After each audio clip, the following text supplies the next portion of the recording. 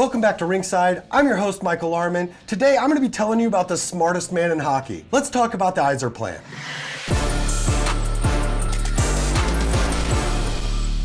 Steve Yzerman, in his fourth season at the helm of the Detroit Red Wings, is currently tied for second place in the Atlantic Division, ahead of Toronto and Tampa at the time of this recording. After the great start this season, the Detroit Red Wings turned some heads by signing free agent Patrick Kane, arguably the best American-born hockey player of all time.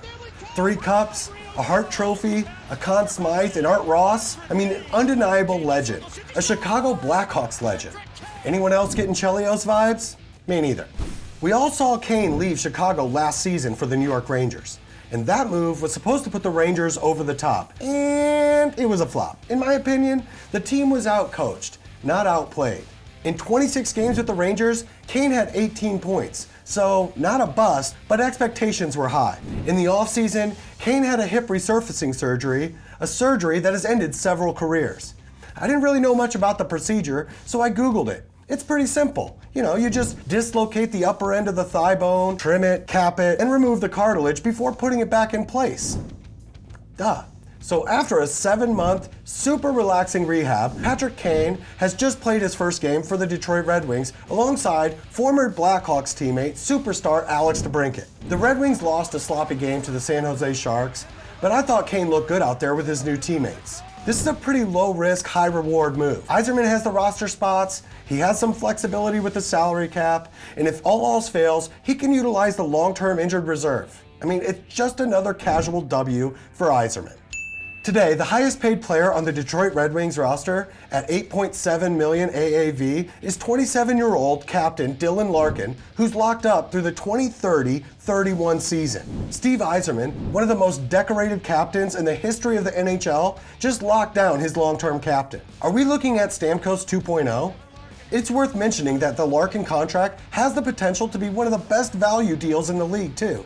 Only time will tell. Alex DeBrincat, Lucas Raymond, Moritz Seider are verified anchor pieces in this plan. The prospect pool, it's not just good, it's consistently top tier. Danielson, Edvinsson, Kosa, even when Yzerman goes off the board, he rarely misses. JT Compher, Andrew Kopp, Ben Sherratt are all signed to multi-year deals. So is Ville Husso, who's not really played the best this season, but that's why teams need to make sure that they have a reliable insurance policy. We're seeing goaltender Alex Lyon play similar to how he played at the end of last season, when he helped the Florida Panthers make their late season playoff push. An underrated free agent signing this past offseason. Mark it. Just another Yzerman W. All right, guys, I'm going to tell you about my sponsor, Violent Gentlemen. Look at how cool this sweater is, right?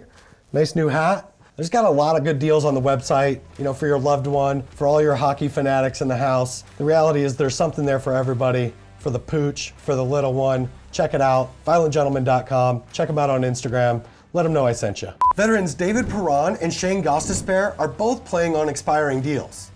Both are currently playing on the first power play unit. And you can't trade them because they both have a modified no trade clause, right?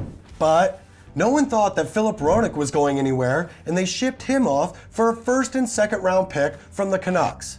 The draft master couldn't pass that up. What kind of return would you expect from Perron and Ghost? Not the type of move that says we're going for it, but more the slow and steady build to what will likely be his second dynasty in his many attempts. As the general manager and executive VP of hockey ops, Steve Yzerman is the face of the Detroit Red Wings, past and present. The Red Wings are a storied franchise, one of the original 6. As a player, Steve Yzerman led a Detroit team who legitimately dominated the league from the early 1990s to the mid-2000s. Yzerman holds the NHL record as the longest-serving captain of a single team. He spent 19 seasons and over 1,300 games wearing the C in the Big D. He's a 3-time Stanley Cup champ, a gold medal winner with Team Canada. He's a Hall of Famer and one of the most respected names in all of hockey.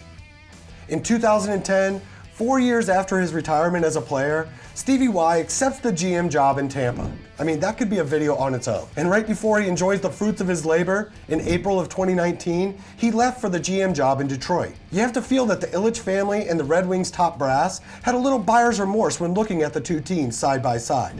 Yzerman wanted the job in Detroit, and in less than 10 years, it was clear that his salary cap management His roster construction, the hockey culture he was able to cultivate in Tampa was the future. And Ken Holland, who was finally promoted to SVP to make room for Yzerman, was the past. Newsflash, Edmonton, that's still true. So what happens next? Detroit fans, let me know what you think down in the comments. A playoff push? Was the Kane signing even necessary? Does it matter what any of us think? I mean, who am I to critique any of this? A man with a master plan that has its own standalone website. Check it out, theyzerplan.com. Unbelievable. Depending on how this story plays out, this could be one of the most exciting teams to watch, and I'm here for it. Anyone else craving a hot and ready?